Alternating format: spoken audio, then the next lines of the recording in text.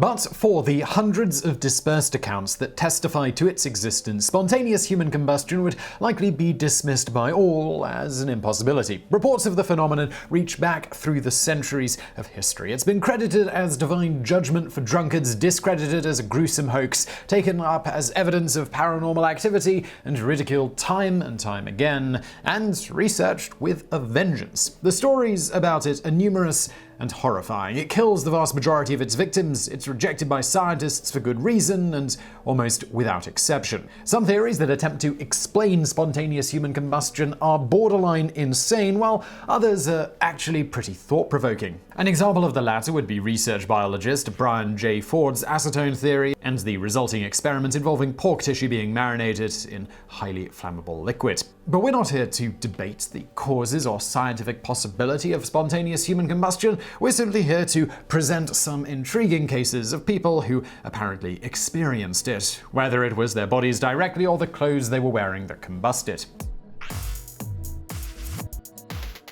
Number 10. Baby Rahul.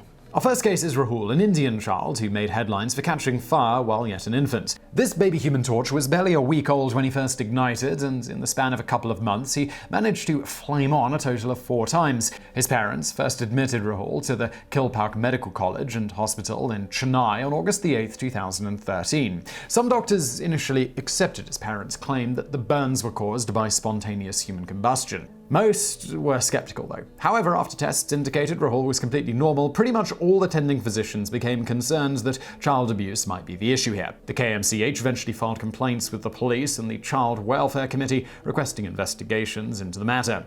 But the parents stuck to the story, and psychiatric counseling revealed them to be normal as well. No investigation was ever launched, but many people suspected that the mother was setting the child on fire. But the story, it doesn't end here. Rahul had a younger brother, Sanjay, who suffered from the same mysterious condition. Born on January 9, 2015, Sanjay was found with his feet on fire when barely a week old, just like Rahul. Sanjay only caught fire on one occasion, but sadly he died on the way to the hospital after suffering from a bad case of diarrhea in February of 2016. Rahul, however, had a burning desire to survive, and he is indeed alive to this day. Number 9. Frank Baker. In June of 1995, decorated Vietnam War veteran Frank Baker got the surprise of a lifetime, and by that we mean he burst into flames. Baker and his fishing buddy Pete Wiley were all set for the next day's derby, and the two of them were passing time inside on the couch. All of a sudden, the man with 2 Purple Hearts and a gallantry medal found himself under a different kind of fire. Fortunately, the men were able to extinguish the fire, licking Baker's forearm and torso, and get him to the hospital. There, the doctor informed Baker that his injuries were like nothing he'd seen before. The fire seemed to have burned from the inside out, which incidentally is a common observation in cases of spontaneous human combustion. Baker's story was later featured in an October 2013 episode of Science's documentary TV series The Unexplained Files. There's also an interesting thread started by Baker on Science Chat Forum where he described the incident as the most terrifying experience of his life. Larry Arnold, author of Ablaze: The Mysterious Fires of Spontaneous Human Combustion, adds to the discussion via interview by noting that Baker experienced a second similar event while fishing a Vermont lake with Wiley. He also mentions Baker felt no pain during either event, a dispensation not extended to the studious Tennessee professor, who's going to be appearing in a moment. Number 8. Susan Motteshead. As related by Mystique Earth, an account in John Hamer's The Entrancing Flame describes the curious 1980 case of Susan Motteshead and the flame-resistant pajamas that weren't. It was winter in Cheshire, England, and Motteshead was in the kitchen. The last thing on her mind, presumably, was her jams catching on fire. But that's exactly what they did, wrapping poor Motteshead in a warm cloak of yellow and blue flames for no apparent reason other than to guard against the chilly weather. Her daughter, Joanne, was present to provide the appropriate screams. Mercifully, the fire was brief and Susan was not harmed. Even her hair remained unscorched. When the fire brigade arrived, they tried to light the pajamas by traditional means, ostensibly to disprove an insane woman's tale of spontaneous human combustion in a kitchen of all places, but they failed. Perhaps a career spent fighting fires in homes deprives you of the ability to start fires. Number 7. Gianna Winchester.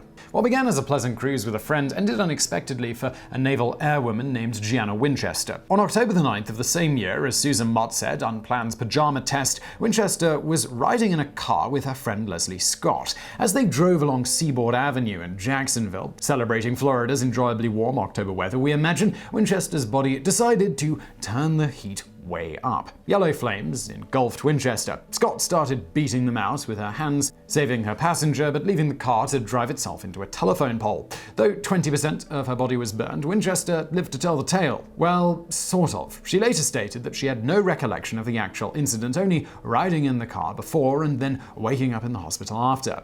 Number 6. Mr. H, Professor of Mathematics. An 1836 edition of the Boston Medical and Surgical Journal contains a detailed report on the fiery experience of a 30-something University of Nashville mathematics professor simply called Mr. H. The report, authored in the previous year by Dr. James Overton, describes in very precise terms how the professor's left leg caught fire on January 5, 1835. Here's the basic story. In the middle of what was an otherwise normal day of classes and meteorological observations, Mr. H was suddenly subjected to a sharp pain in his upper left leg. It began as a strong sensation, as if produced by the pulling of a hair, and grew more and more severe until a small flame finally hatched. Though in great pain and certainly flabbergasted by this turn of events, the professor retained his presence of mind and was able to extinguish the flame by using his own hands to starve it of oxygen. Mr. H survived the odd combustion and recovered, much to the dismay of man-eating fires all across Tennessee. Later, in retelling his story to Dr. Overton, he described the flame as having a small base the size of a 10-cent coin and an appearance like that of mercury. The extent of damage to Mr. H was a 3-inch by 3/4 burn that was inflicted on his leg. His trousers suffered no damage at all. However, his drawers sported a brand new hole in the exact size and shape of the wound described. I suppose this is a small price to pay for a lifetime of being able to introduce yourself as, "Hello, I'm Professor H. I once caught fire for no reason, so I put it out with my bare hands because I am the destroyer of fire." Number 5. Mrs. Charles Williamson.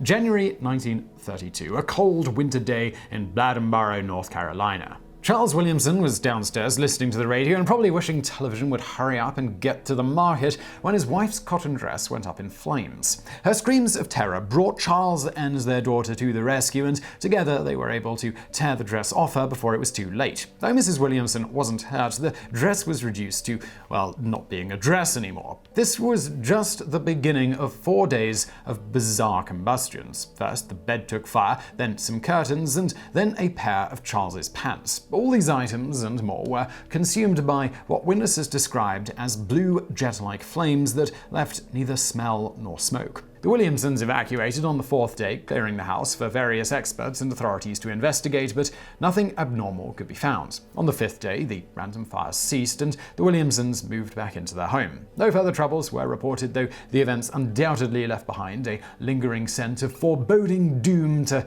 keep the family company for at least a little while. Number 4. Debbie Clark.